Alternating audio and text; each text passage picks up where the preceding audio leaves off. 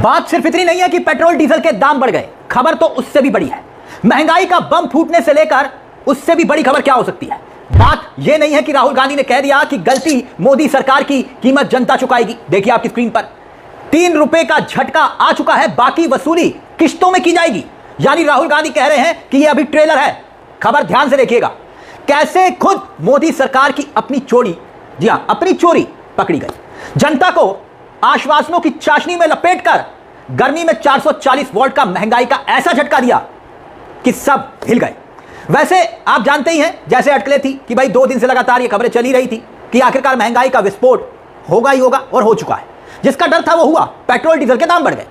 Petrol diesel के दामों में जबरदस्त तरीके की बढ़ोतरी हुई। और अगर आपको ऐसा लग रहा है कि कहानी यहीं पर खत्म हो गई है तो थम जाइए। सिर्फ पेट्रोल डीजल ही नहीं बढ़ा है, उधर सीएनजी भी एक झटके में दाम बढ़े हैं, और भी बहुत कुछ महंगाई का तोहफा मोदी जी ने दिया है। आप कबूल करिए, पेट्रोल डीजल के साथ क्या क्या महंगा हुआ है। पीएम मोदी के सियासी तमाशे की पूरी पोल कैसे खुल गई। अब देखिए, गाड़ियों वाली नोटंकी थी ना, 2 गाड़ियां, खेल पूरा एक्सपोज हो गया।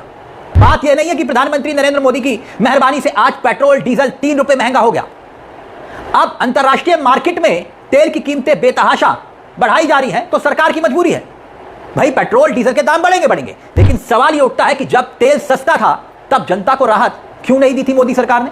अब जब बढ़ती हुई महंगाई है और फिर उसका भी सियासी तमाशा बनाया जा रहा है, और उसे अफवाह क्यों बताया गया था। आप कहेंगे अफवाह का बताया गया, विपक्ष के नेताओं के बयान को भ्रम फैलाने वाला बयान इन्हीं मोदी सरकार ने बताया था। देखिए मैं आपको याद दिलाता हूं, राहुल गांधी ने बकायदा ये ट्वीट किया था, याद करिए, जब चुनाव खत्म हुए थे।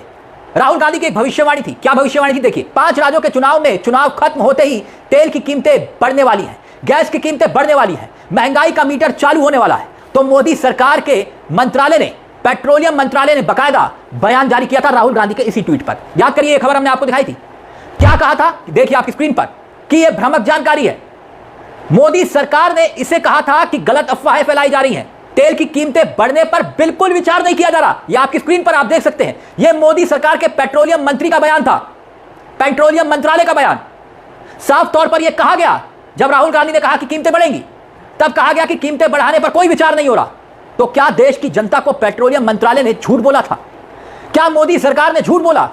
चुनाव के दरमियान विपक्षी नेताओं के बयानों को अफवाह आखिरकार क्यों बताया जा रहा था? और चुनाव खत्म होते ही मोदी सरकार में हरदीप पुरी तेल कंपनियों के घाटे गिनवाने लगे। देखिए आपके सामने क्या बता रहे हैं ये हरदीप पुरी, वही एप्स्टीन वाले, कह रहे हैं कि 1000 करोड़ का घाटा रोजाना उठाना पड़ रहा है। उस बयान ने भी लगभग पिक्चर साफ कर दी थी। महंगाई का झटका लगने ही वाला है, और हुआ भी यही। 4 मई को नतीजे आए, 15 मई को पेट्रोल डीजल की कीमतें बढ़ा दी गई। अब सवाल यह कि